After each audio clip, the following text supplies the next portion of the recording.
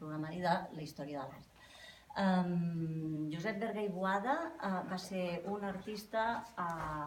molt polifacètic, un artista molt trencador, un artista molt modern, un artista molt incòmode per la seva època, molt incòmode per la seva família, molt incòmode per la seva ciutat, i segurament per això és un dels motius que hi ajuda a que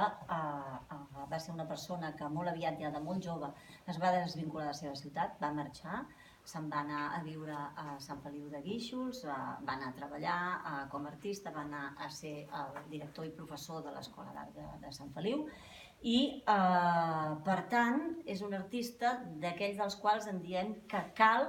recuperar, cal reivindicar i cal presentar-lo en tota la seva realitat, en tota la seva cruesa, com el podríem definir com un personatge, un artista total i un artista absolutament incòmode. Fins i tot avui les seves obres són realment trencadores i inquietants.